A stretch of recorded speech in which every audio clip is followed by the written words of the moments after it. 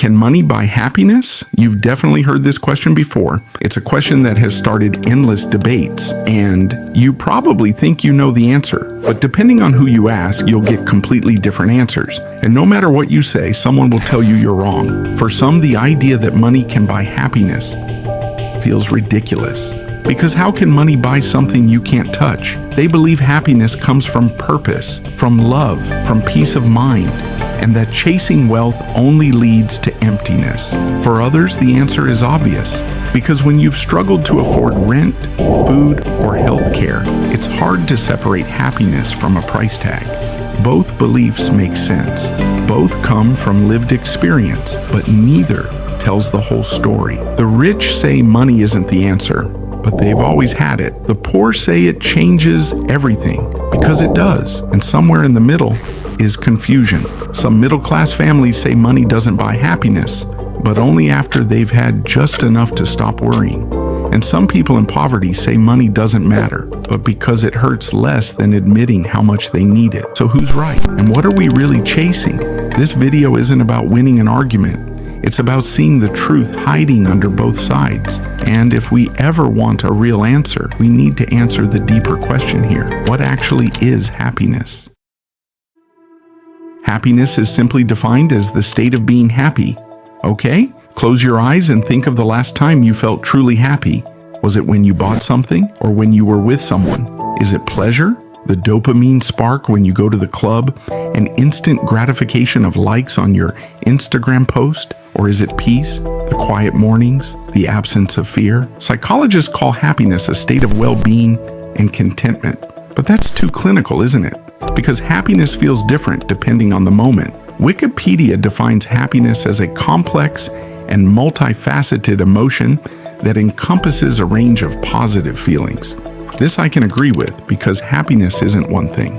It's a spectrum, an ever-shifting mosaic made up of pleasure, meaning, and absence of pain. But understanding what happiness is doesn't always mean we know where to find it, because the answer leads to another question. Can something as measurable as money truly capture something so deeply human? Maybe that's where the illusion begins.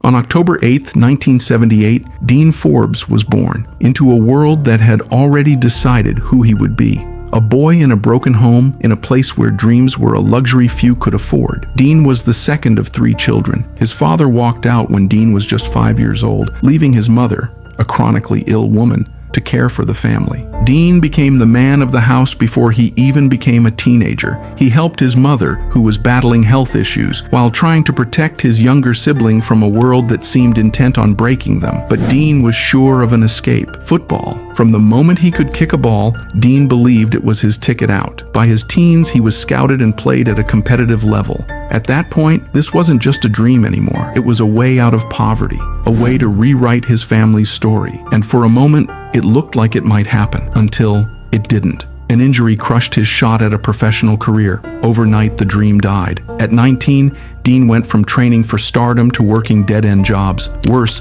the decisions he made chasing that dream left him 80,000 pounds in debt. That's when the real world hit him. But he took the one thing poverty had drilled into him: hustle, and he applied it somewhere else. He started in sales, clawed his way up, taught himself the rules of business like his life depended on it, because it did. And today, Dean Forbes is now a tech CEO worth hundreds of millions, named one of Britain's most successful business leaders. But here's the question that lingers. Did money actually buy him happiness? Dean himself has said yes in a way, not because of the cars or the watches, but because it bought him something far rarer: freedom. Was Dean Forbes' finding happiness just a rare exception, or proof of something far bigger? A proof that money can really buy happiness? Because if money could rescue one man from despair, could it rescue anyone? And does science say the same for all of us? To answer that, we have to turn to the evidence. A 2010 study by psychologists Daniel Kahneman and Angus Deaton at Princeton University found that emotional well-being increases with income,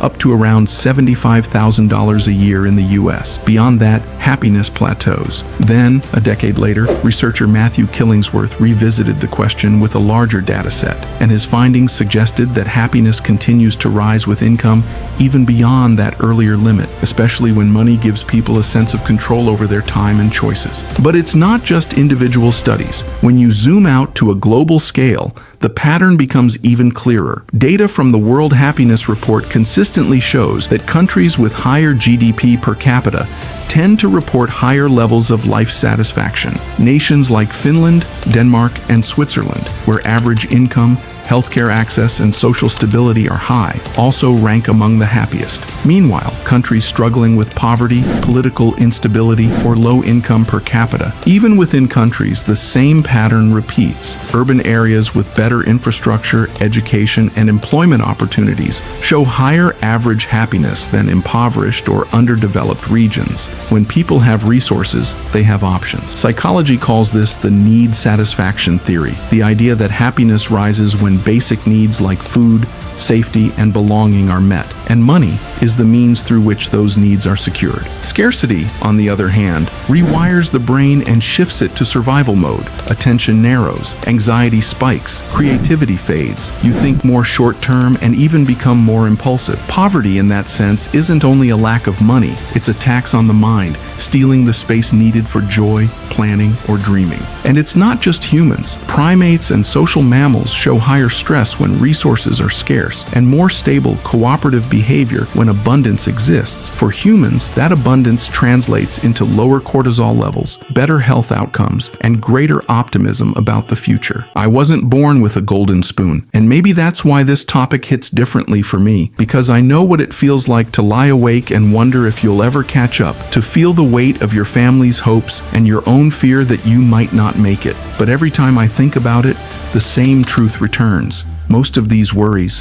the fear, the stress, the sleepless nights, they all have a price tag. And if money can silence even a fraction of that noise, then maybe money really can buy happiness.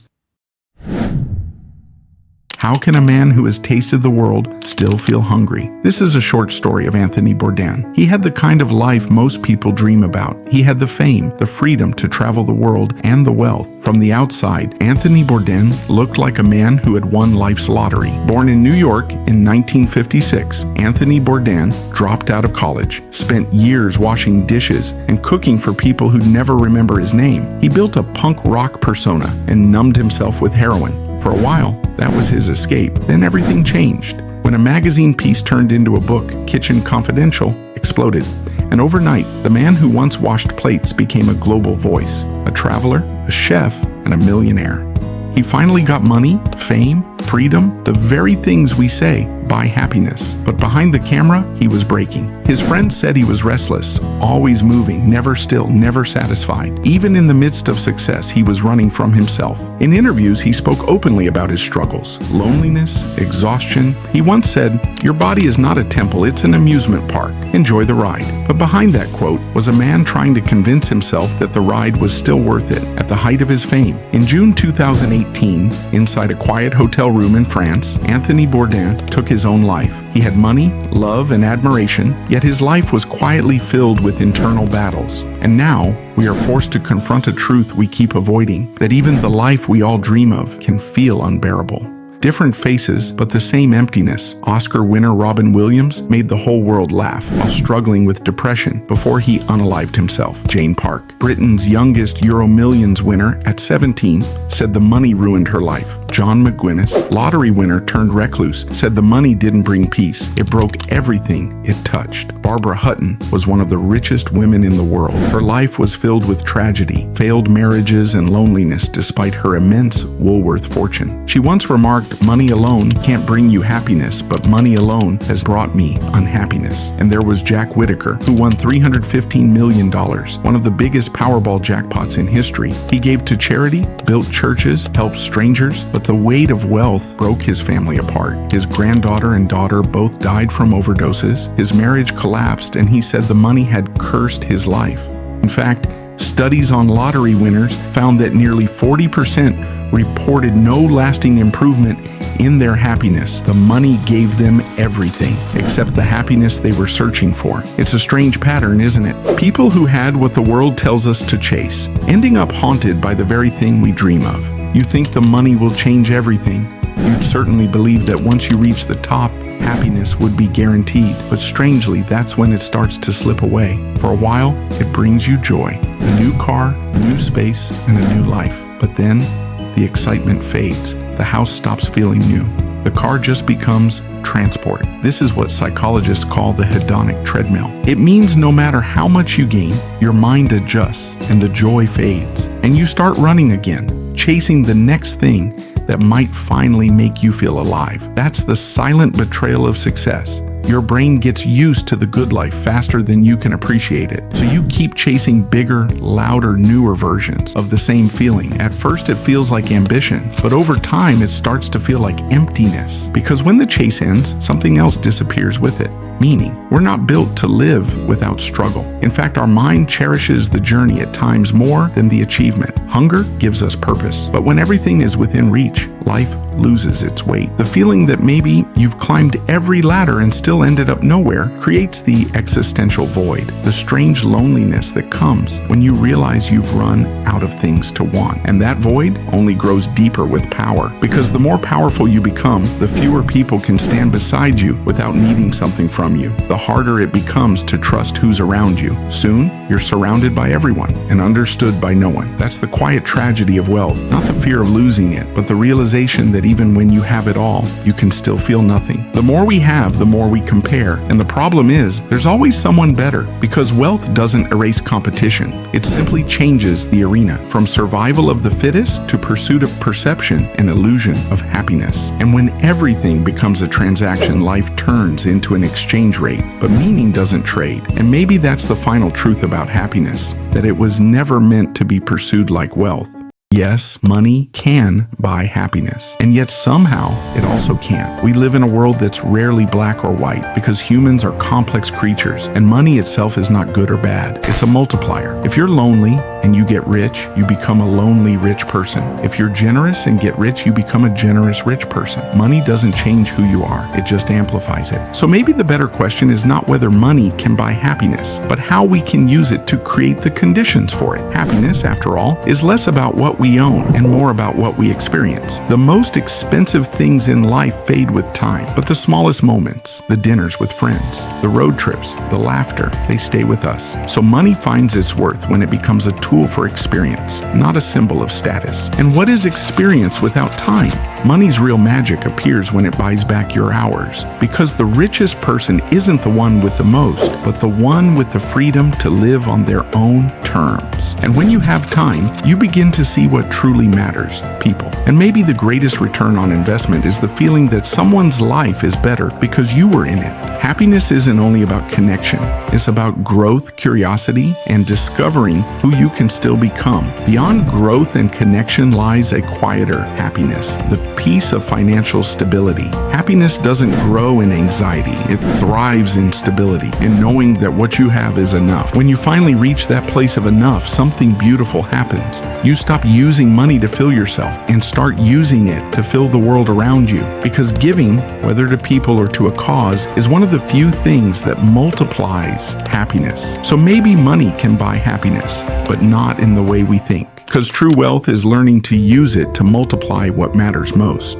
In the end, money can buy the conditions for happiness, but only you can make them real. If you found value in this video, I don't need to tell you to like or subscribe. But if you really want to understand what happens when money disappears entirely, watch The Circle of Poverty. Maybe then you'll see why many believe money can buy happiness.